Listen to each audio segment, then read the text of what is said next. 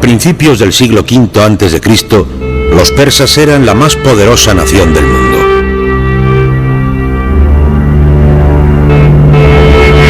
Su vasto imperio se extendía desde la India en el este hasta Turquía en el oeste.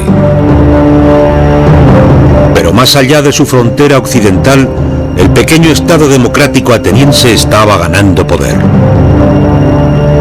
Era una amenaza que los persas tenían que neutralizar. Los persas vivían bajo un régimen de rígida tiranía. Al mando de su imperio se encontraba Darío, conocido por los griegos como el Gran Rey. Los súbditos peticionarios se tenían que cubrir la boca en su presencia para evitar contaminar el aire que él respiraba.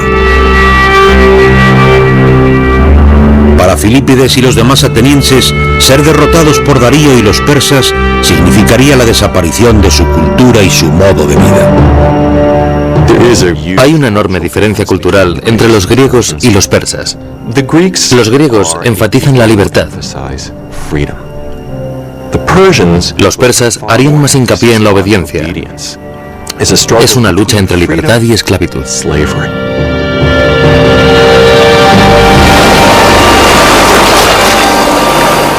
El ejército persa atracó junto a una arenosa llanura llamada Maratón, a 42 kilómetros de Atenas. La noticia de la invasión se extendió por las calles como el fuego. La ciudad no tenía ejército permanente. Cada varón ateniense tendría que ir a defender a su estado. Los ciudadanos más pobres tenían lanzas, palos, arcos y flechas, cualquier arma que pudieran encontrar. Pero el corazón del ejército ateniense serían los hoplitas. Hombres que se podían permitir una pesada armadura de bronce, un escudo, una lanza y una espada. Los atenienses contaban con un ejército pequeño, pero lleno de determinación. Esa es probablemente la primera vez en la historia del Estado ateniense en que toda la población se unió. Y para ellos, reclutar 10.000 hoplitas de entre una población de 20 o 30.000 suponía un logro considerable. Es asombroso. Los atenienses se enfrentaban a los persas en el campo de batalla con pocas esperanzas de victoria. Los persas eran 2 veces más numerosos.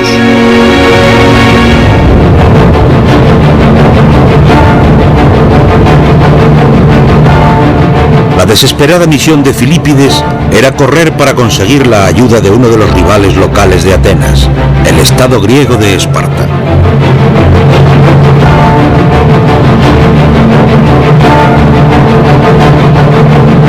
Mientras corría, Filípides debía estar imaginando el horror al que sus conciudadanos atenienses se enfrentaban.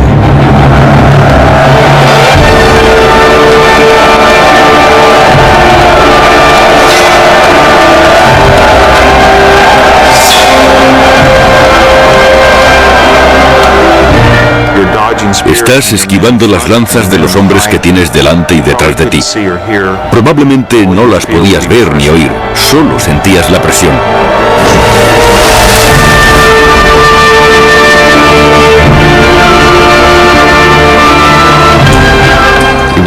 No podías ver cómo se hundía la espada que te arrancaba uno de los testículos. No podías ver la lanza que te decapitaba. No tenías ni idea de lo que estaba pasando, solo el momento en que te herían.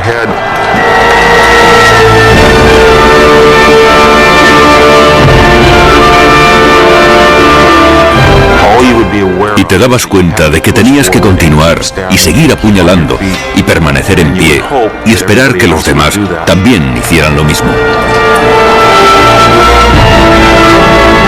La carrera de Filípides se convirtió en una leyenda. Impulsado por el terrible pensamiento de que sus conciudadanos estaban siendo aniquilados, corrió 225 kilómetros en solo 2 días.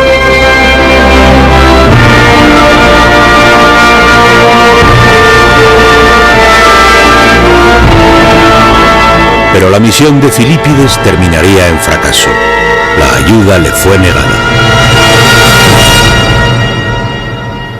Solo le quedaba la certeza de que sus conciudadanos atenienses tenían que luchar sin ayuda.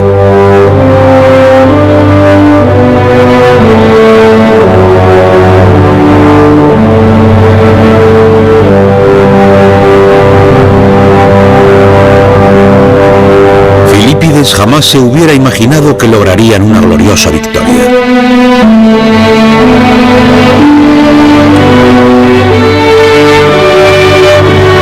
Los atenienses habían cargado impetuosamente contra su enemigo. Y el frente persa no resistió el asalto.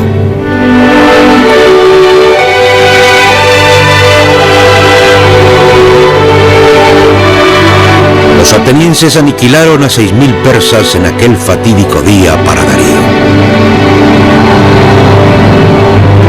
La primera democracia mundial había sobrevivido a su gran prueba. Los atenienses sabían que habían votado por la lucha y esta decisión reflejaba la voluntad de la mayoría de los soldados que se dirigían con determinación hacia los persas. Estos no se encontraban en esa situación en absoluto. La democracia cuenta con los ejércitos más patrióticos, más entusiastas y a menudo más grandes. Los atenienses regresaron a su ciudad para celebrar su victoria.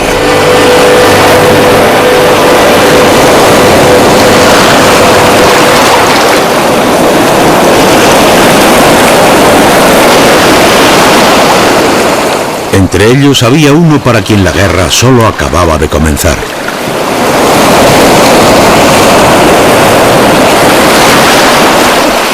Un general llamado Temístocles.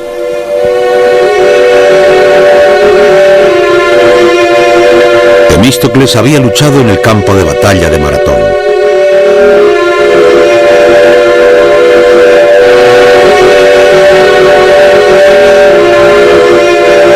Era el modelo de una nueva generación de líderes atenienses, un hombre que había llegado al poder a través de la democracia. Temístocles es un personaje fascinante y un buen ejemplo del efecto de la democracia en Atenas. Está relativamente claro que no proviene del círculo más rancio de la aristocracia que tradicionalmente gobernaba Atenas.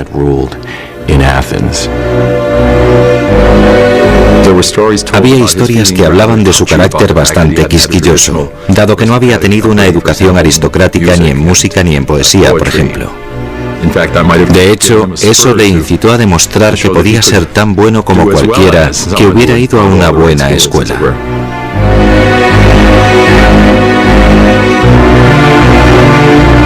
La opinión de Temístocles sobre su origen popular era franca y honrada. Puede que no sepa tocar la lira o la flauta, pero sé cómo engrandecer a una ciudad. Temístocles había adquirido las habilidades de un líder aquí, en la Asamblea Democrática de Atenas. Aquí, cualquier ateniense podía ponerse en pie ante sus conciudadanos e intentar convencerles para que siguieran su liderato. Desde este mismo podium, Temístocles ahora se demostraría a sí mismo que era uno de los mejores líderes de la historia. El salvador de su ciudad. Temístocles reconocía que los persas todavía podían representar un peligro, y si regresaban, no sería tan fácil para los atenienses conseguir la victoria. Temístocles se dio cuenta de que si los persas volvían de nuevo, se asegurarían de no volver a ser derrotados por tierra. No había manera de que los atenienses se pudieran fiar de las tradicionales técnicas de lucha de los hoplitas. Temístocles empezó a desarrollar una estrategia nueva y osada, empleando el arma más avanzada de la época, la trireme.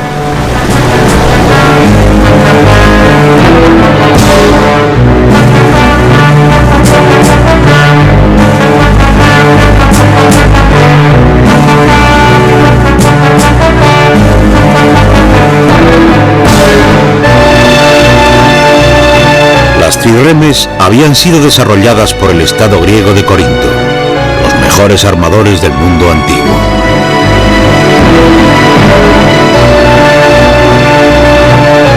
Situando a 170 remeros en 3 niveles, la combinación de su peso ligero con la potencia de remada les proporcionaba una asombrosa velocidad y maniobrabilidad.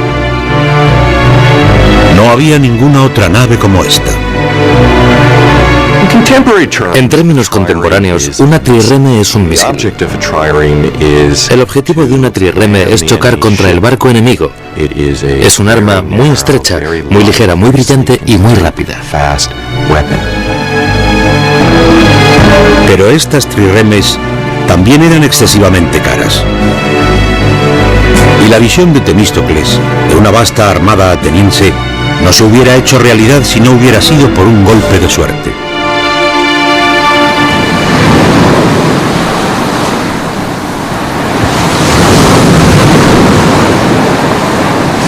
En el año 483 a.C., los atenienses descubrieron un gran filón de plata en su territorio. Valía cientos de talentos, una enorme cantidad en el mundo antiguo.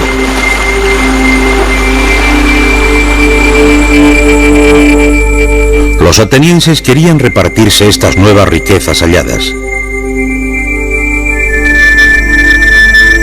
Pero entonces Temístocles se puso en pie en la asamblea. Quería que el dinero se emplease en los barcos, aunque sabía que sería una propuesta difícil de aceptar. Y por eso Temístocles ideó una sutil estratagema. Su argumento no era que deberían utilizar el dinero para construir una flota para luchar contra Persia, sino que sería mejor utilizarlo para construir una flota contra el rival local de Atenas, la ciudad griega de Egina. Temístocles lo hizo porque sabía que sería demasiado inquietante recordar a la gente la amenaza del pueblo persa. Es un argumento difícil de presentar y da una idea de sus habilidades políticas.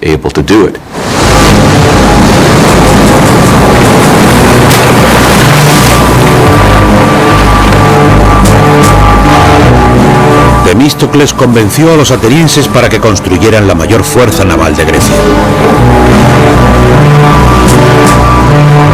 Y no tardarían poco.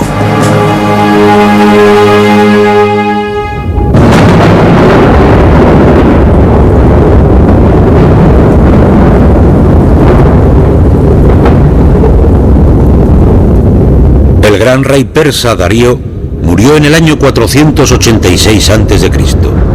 y su hijo Jerjes asumió el trono de su padre. La primera acción de Jerjes fue reclamar venganza por la derrota de su padre a manos de los atenienses. En nombre de mi padre y en nombre de todos mis súbditos, no descansaré hasta haber tomado Atenas y hacerla arder en llamas. Como potencia imperial, los persas no pueden permitir que los estados pequeños y potencias regionales como esta les derroten con impunidad. Jerjes comenzó a organizar sus ejércitos. Reclutó tropas en cada rincón del imperio: árabes, egipcios, fenicios y persas. Los rumores llegaron a Atenas afirmando que el ejército de Jerjes contaba con casi 2 millones de hombres, que era el mayor ejército que jamás había visto el mundo y que pronto estarían listos para marchar.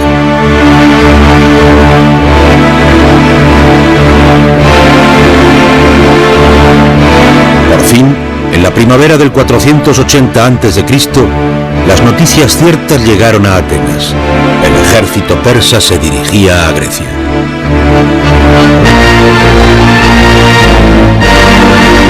Los documentos históricos dicen que las tropas de Jerjes secaron los ríos,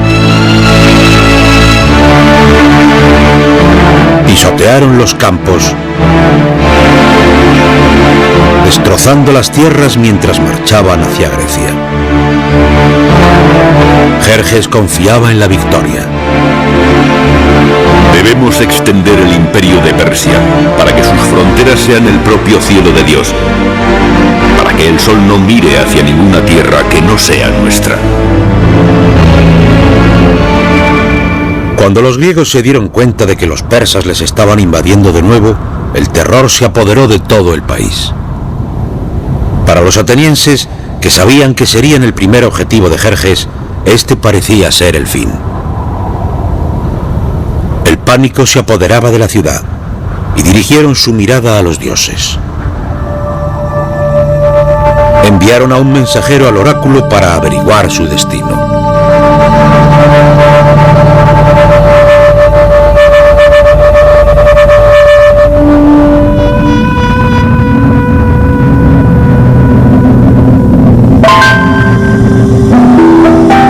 Aquí, entre las montañas del Peloponeso, se encuentra todavía Delfos, la sede del oráculo griego más famoso.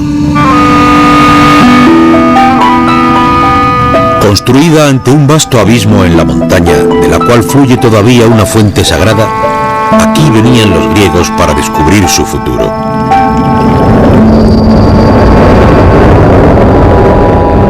Formularían preguntas a Pitia, la misteriosa sacerdotisa que hablaba con la voz del dios Apolo.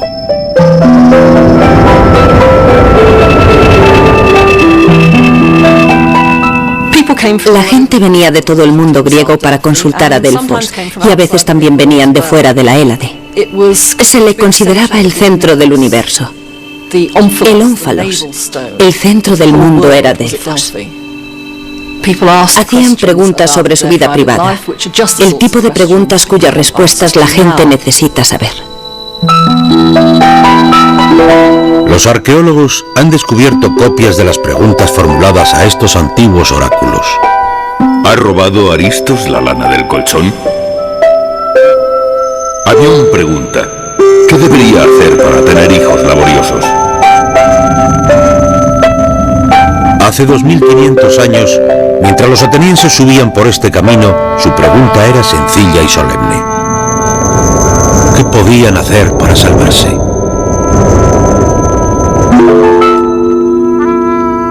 La respuesta del oráculo no podía haber sido más descorazonadora. ¿Por qué os sentáis vosotros que estáis sentenciados?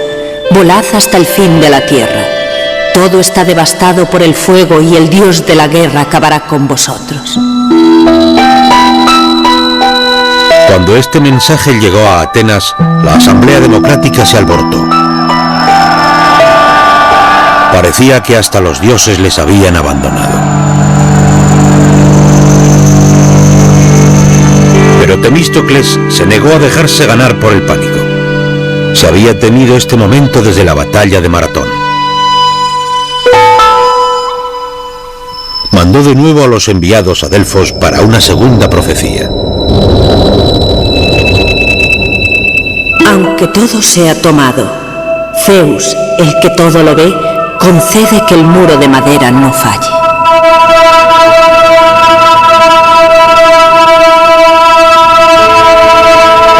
Ahora se preguntaban qué podía ser este muro de madera. Algunos decían que significaba la fortaleza del centro de Atenas, la Acrópolis, pero Temístocles tenía otra idea. Leyó el oráculo e insistió en que tenía una interpretación diferente.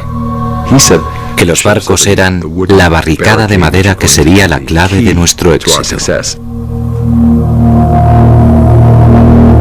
El plan de Temístocles era atrevido: eludir el conflicto en tierra y luchar contra los persas en el mar.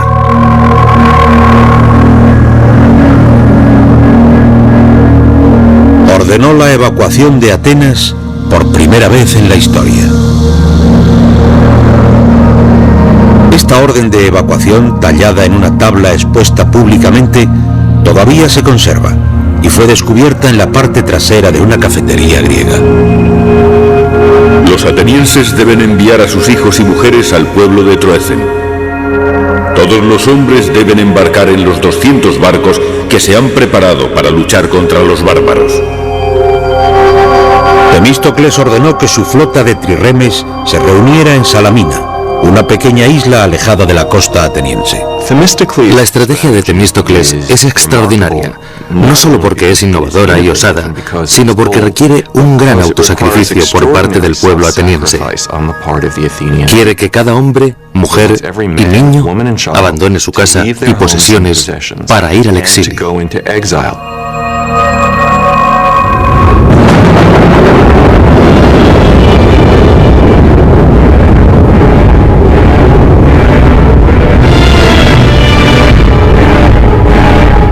apenas abandonada, el gran ejército de Jerjes entró en la ciudad.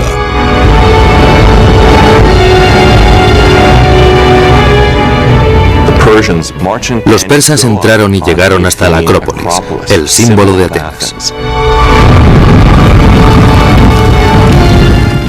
Y la quemaron.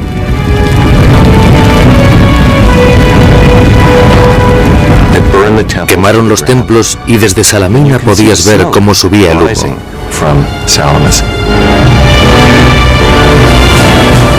Había sido una devastadora y humillante visión. En muy poco tiempo habían visto su país ocupado por un temible invasor extranjero. Seguro que se estaban preguntando si alguna vez podrían volver a casa.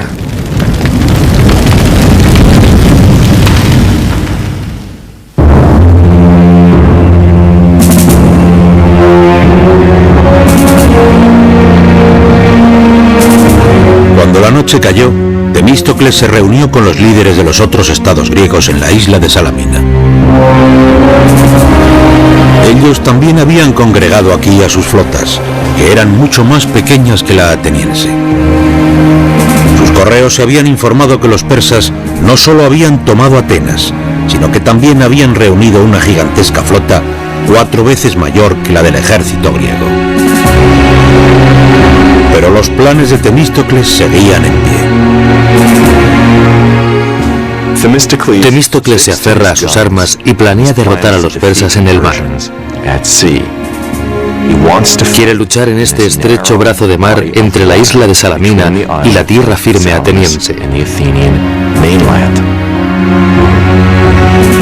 Lo difícil sería conseguir que el enemigo luchase allí, porque los persas no eran estúpidos.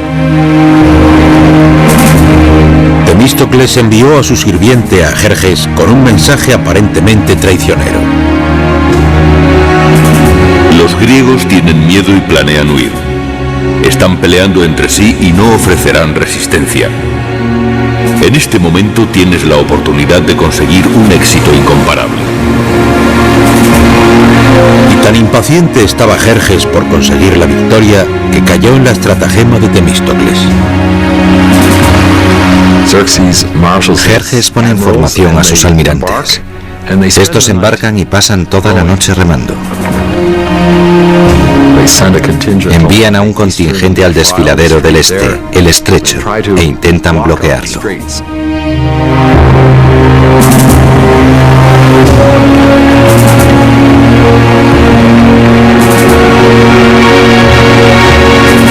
Hasta el amanecer los persas no se dieron cuenta de la verdadera naturaleza del plan de Temístocles. No se encontraron a los griegos desordenados, sino dispuestos en una línea de batalla que cruzaba el estrecho que tenían frente a ellos.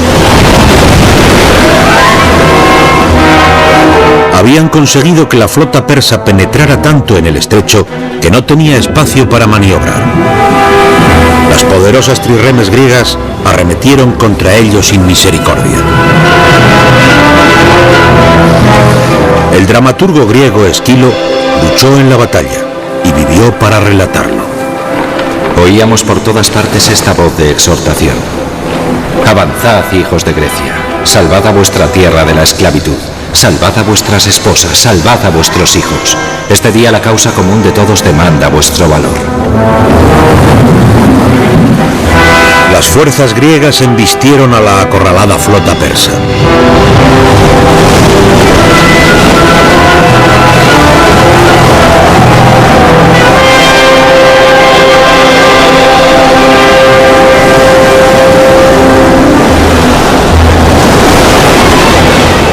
El mismo Jerjes observaba la carnicería desde un trono de oro situado en la orilla.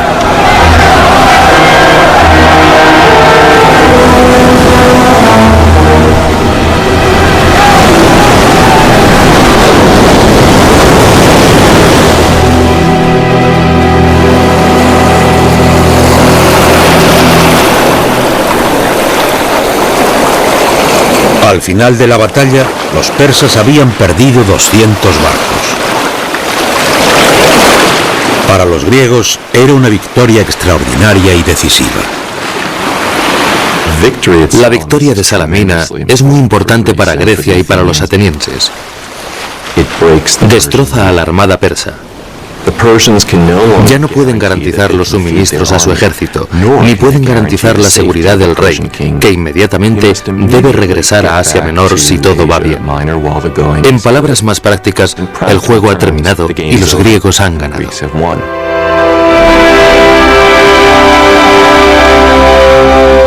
El triunfo de Temístocles fue total. Había persuadido a los atenienses para construir una flota. Les había convencido para sacrificar su ciudad, para llevarles victoriosos al mar. Se había demostrado que sus intuiciones eran acertadas. Había derrotado al mayor imperio de la época.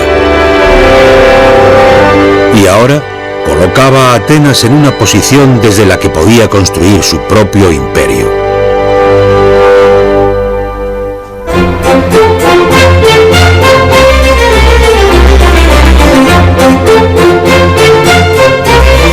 Tras años de conflictos, este era un nuevo amanecer para Atenas.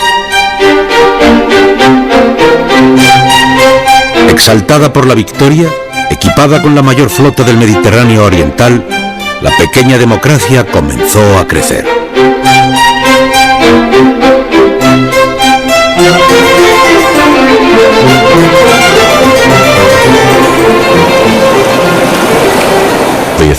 Los atenienses van a tener en adelante la superioridad naval en el este del Mediterráneo.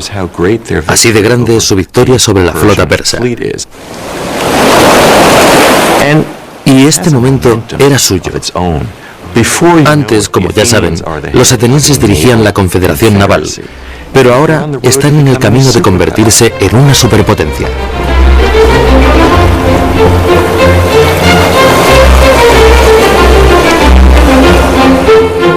Los atenienses fundaron la Liga de Delos, una alianza de los estados griegos ideada para mantener a los persas en jaque. Su tesoro estaba localizado aquí, en la isla de Delos, donde todavía permanecen las ruinas.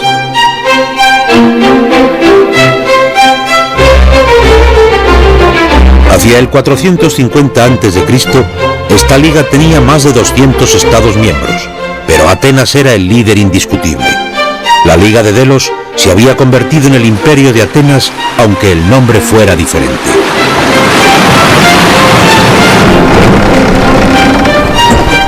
La supremacía naval de Atenas también le otorgó poder económico.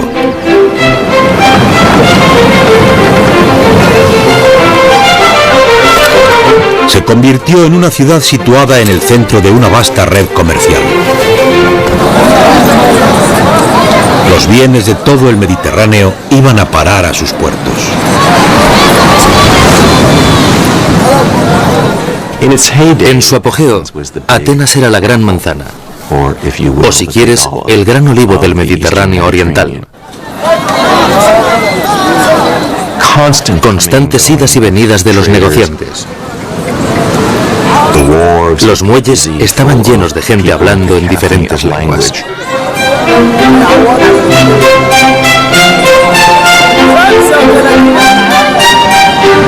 Un autor contemporáneo dio cuenta de la diversidad de los bienes en el mercado ateniense. Bueyes procedentes de Cirenia, caballa y todo tipo de pescado del Helesponto. Libia proporciona abundante marfil. Pagasa proporciona esclavos marcados. Cartago, alfombras y diversos cojines de colores. El imperio ateniense no tenía precedentes en cuanto al grado de prosperidad que alcanzó por su papel de centro del comercio. Los atenienses tenían acceso a una calidad de vida que probablemente ningún griego había tenido anteriormente.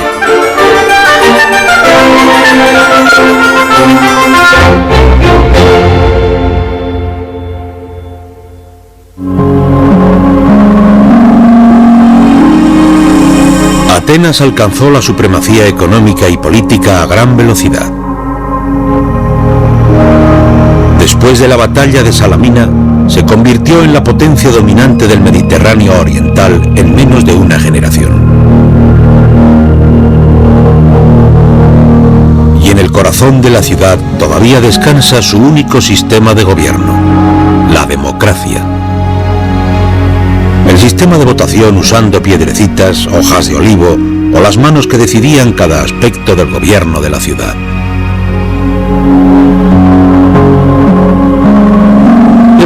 La democracia proporcionaba a los atenienses la gran ventaja de dar rienda suelta a sus talentos y poderes, oportunidades que otras culturas no pueden encajar. Los atenienses protegían con entusiasmo su democracia de cualquier amenaza extranjera o doméstica.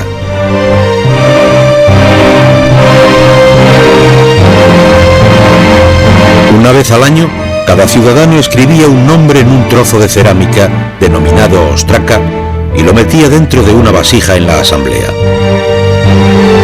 La persona cuyo nombre saliera más veces sería condenado al ostracismo. Se iría de la ciudad.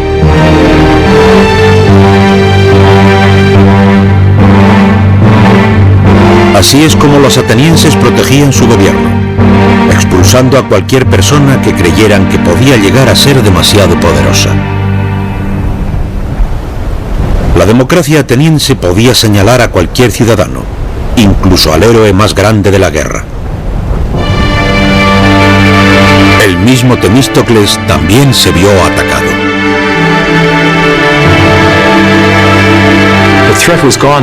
Ahora la amenaza había desaparecido. Le habían quitado su razón de ser. Es algo que no puede entender. Temístocles reacciona, quizás de una manera cruel, poco elegante. Recordó a los votantes atenienses lo mucho que le debían. Los votantes no quieren que se les recuerde en ningún momento lo que deben a sus políticos. Quieren que se les diga lo que sus políticos pueden hacer por ellos. El pueblo ateniense señaló al veterano político, calculador, cruel, pero profundamente democrático. Condenaron al ostracismo al hombre que les había conducido hacia su mayor victoria.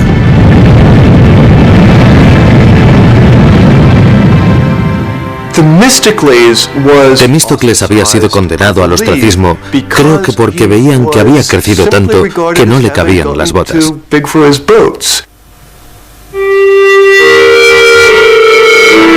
Se han encontrado algunos ostracas que todavía llevaban el nombre de Temístocles grabado, escondidos en el fondo de un antiguo pozo. Los arqueólogos creen que habían sido preparados de antemano por los enemigos de Temístocles para entregárselos a los votantes atenienses que no sabían escribir.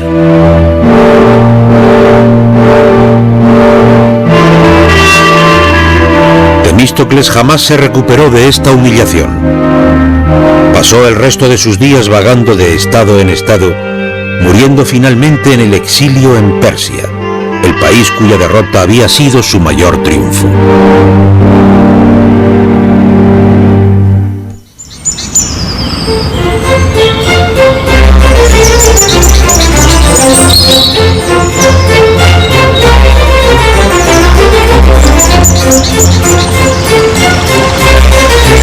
Los atenienses ahora estaban buscando un líder que pudiera satisfacer su recién hallado sentido de gloria imperial. Y encontraron a un hombre que parecía ser el perfecto reflejo de este nuevo ideal. Un hombre que cambiaría la imagen de Atenas para siempre. Un hombre llamado Pericles.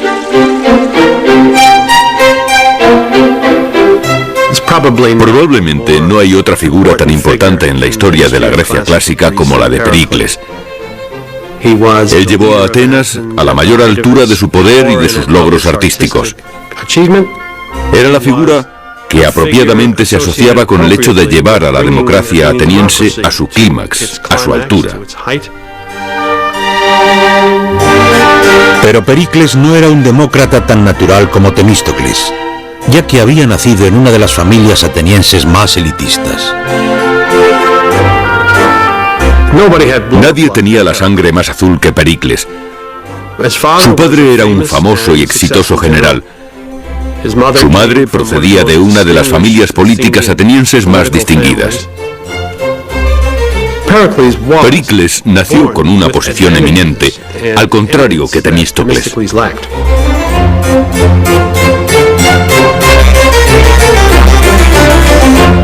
Y quizás debido a sus orígenes aristocráticos, Pericles sabía que el pueblo de Atenas quería ahora una ciudad preparada para gobernar un imperio.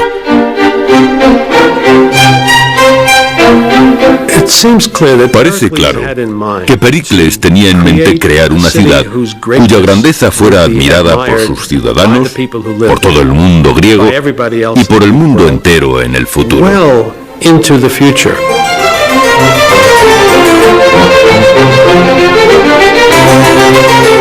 Pericles anunció una gloriosa visión nueva a la asamblea ateniense. Se deberían crear todo tipo de empresas que proporcionaran inspiración a todo el arte, que hicieran útiles a todas las manos. Debemos dedicarnos a crear cosas que serán la fuente de la fama eterna.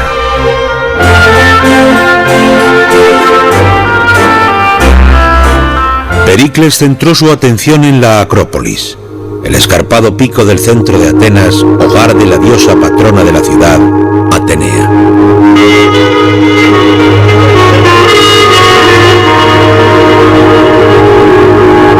Veinte años antes, los persas habían incendiado los templos que se encontraban aquí.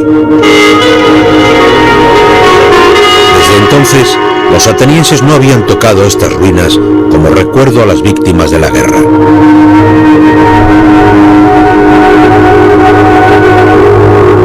Pero Pericles tenía otras ideas.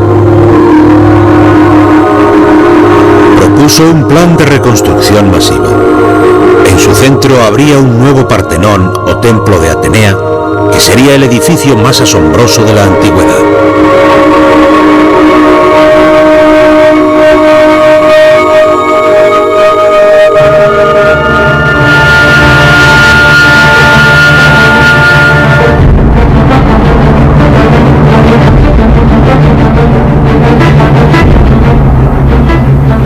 Este nuevo programa de reconstrucción tenía una magnitud y un presupuesto sin precedentes.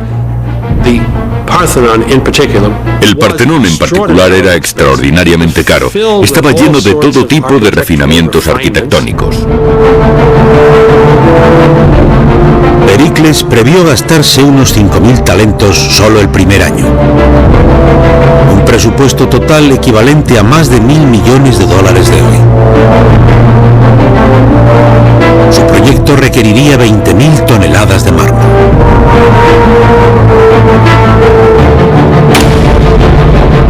Las canteras atenienses del Monte Pantélico, situado a las afueras de la ciudad, atronaban mientras cientos de trabajadores descubrían y extraían grandes trozos de mármol de la montaña.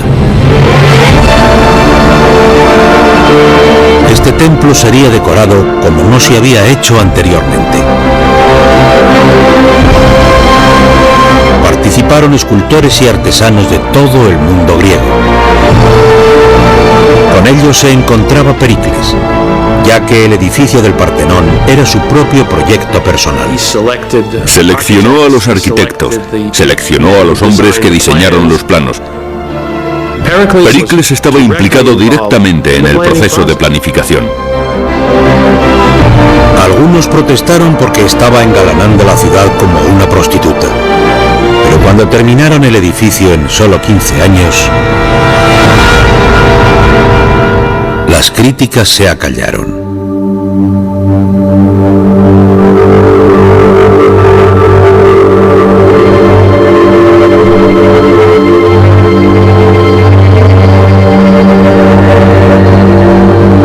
El Partenón era y todavía es el símbolo más glorioso del imperio de Atenas.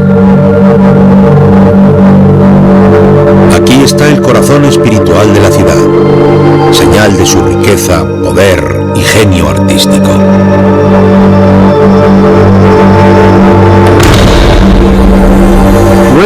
Al entrar, el visitante se debía quedar atónito.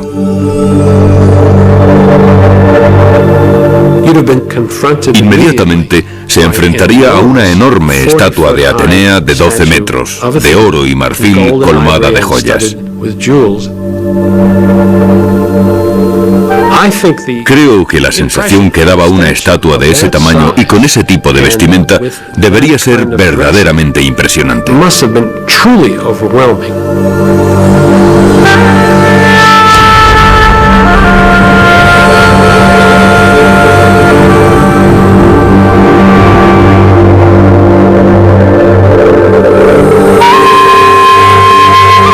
Pericles había adornado su templo como ningún otro. Aunque esta asombrosa estatua se ha perdido, otros tesoros del Partenón han sobrevivido más de 2000 años.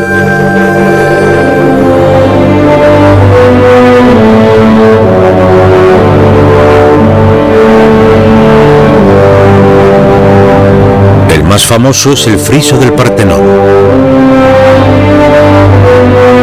Una franja de 500 metros de mármol tallado que recorría la pared interior del templo.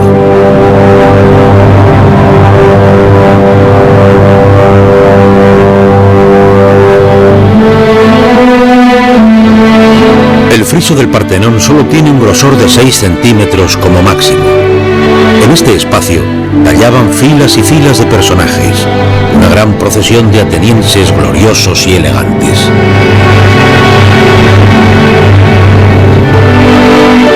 Aquí Pericles ofreció a sus conciudadanos una visión de sí mismos y de su estado democrático en la cúspide de su gloria. La democracia en sí misma se convierte en una heroína en ese monumento. Es un hecho muy democrático el querer incluir a todos aquellos ciudadanos que participaron en la victoria sobre la primera gran amenaza a la democracia, que fueron los persas. Estos son los ideales a los cuales se debe aspirar.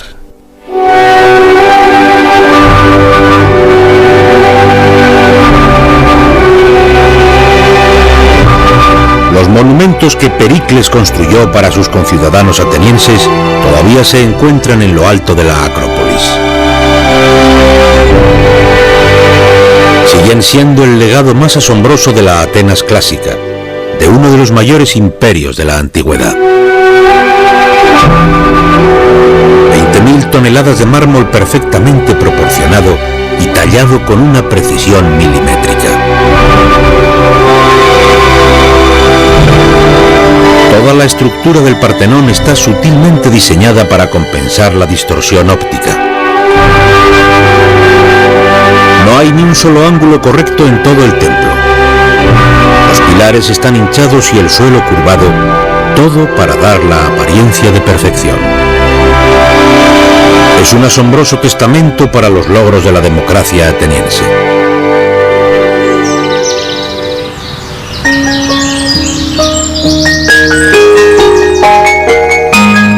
Pero Pericles no solo estaba preocupado con fabulosos proyectos de construcción. Bajo su mandato, Atenas también se convertiría en el centro intelectual del mundo antiguo. El centro tradicional de la vida de la clase alta ateniense había sido el simposio, o cena, donde los invitados se reunían para comer, beber y charlar.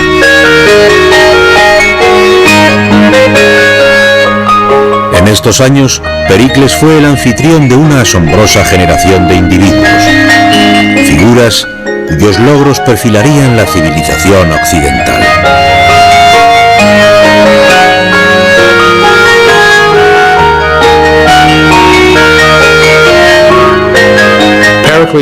Pericles destacaba porque estaba asociado con las mentes más prodigiosas de la época en casi todos los dominios. Pericles conoció a los primeros científicos del mundo, figuras tales como Anaxágoras, el primer hombre que observó que la luz de la luna era la luz solar reflejada. Conocía a Heródoto, el primer historiador del mundo que escribió uno de los primeros documentos sobre la vida griega, y poetas y autores tales como Esquilo y Eurípides, cuyos trabajos siguen siendo un modelo en la literatura mundial. Pericles estaba muy al tanto de la importancia de su ciudad. Toda nuestra ciudad es educación, ya que nuestros ciudadanos aventajan a todo hombre en versatilidad, recursos y brillantez. Incluso la compañera de Pericles, Una mujer llamada Aspasia era única y distinguida. Pericles se había divorciado de su mujer y fundó un hogar con una mujer extranjera, una mujer cuya ocupación nunca se hubiera imaginado, ya que Aspasia era lo que se denominaba una hetaira, la palabra griega para dama de compañía. Sí, supongo que ella era, en el sentido técnico, era una prostituta, pero ella era algo más que eso. Era una mujer encantadora, con estilo, con intelecto. Realmente era extraordinaria. Tenía una mente extraordinaria. Esta relación provocó un escándalo en Atenas, no solo por la profesión de Aspasia, sino también porque Pericles la trataba como a una igual, algo inaudito en la Atenas del siglo V. Una de las cosas que creó tal alboroto fue que Pericles la dejara participar en conversaciones que mantenía con algunos de los personajes más importantes. Incluso, algunos sugieren que Aspasia era la persona que escribía los discursos de Pericles. Pericles y su círculo iban a convertirse en uno de los grupos más famosos e influyentes de la historia de Occidente. Pero en la Atenas del siglo V, los mayores logros en el arte y la cultura no estaban restringidos a la élite.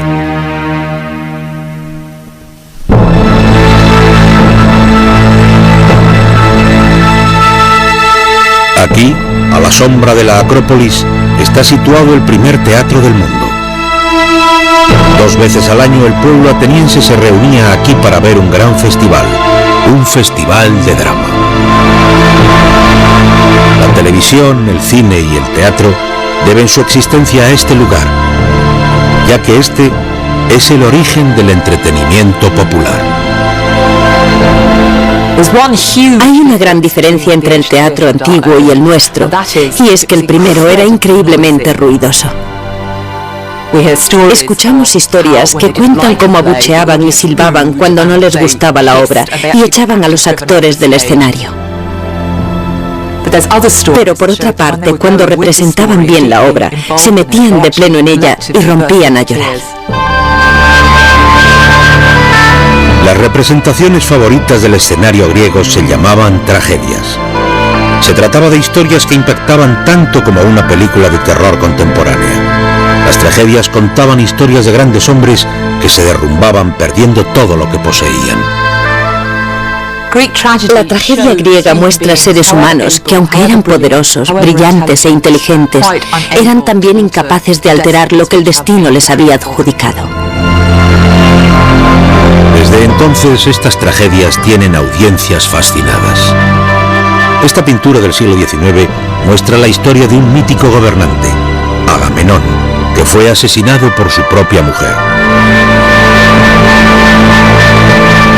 Otra tragedia hablaba del rey Edipo, que se sacó los ojos cuando descubrió que se había casado con su propia madre.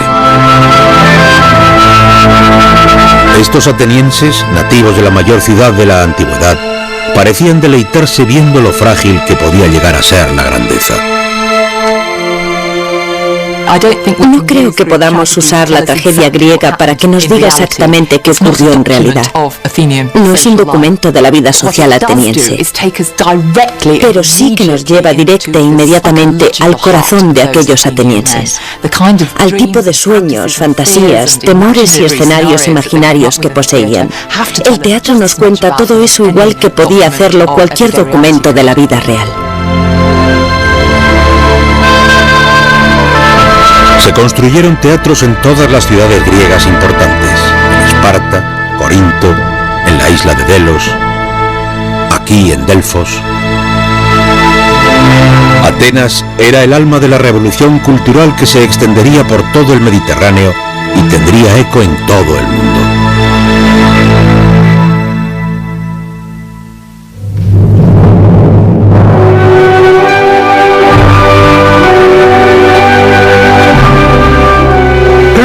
Para mí, la Atenas de Pericles pertenece a ese puñado de ciudades en las que tuvieron lugar hechos extraordinarios en la historia de la humanidad. La cultura, en su sentido más extenso, alcanza su cima. Pero tras haber estado 20 años construyendo la capital cultural del mundo occidental, Pericles y sus conciudadanos atenienses ahora encontrarían que su teatro y sus tragedias llevaban un afilado aguijón. Es posible pensar en Pericles, por lo menos yo así lo creo, como en un hombre con un trágico defecto. Pertenece a esa clase de hombre cuyas mejores cualidades, las que le permitieron ser el más admirado y exitoso, se convirtieron en las semillas de su propia destrucción. Y por último se puede decir que llevaron a la destrucción de la Atenas que tanto apreciaba.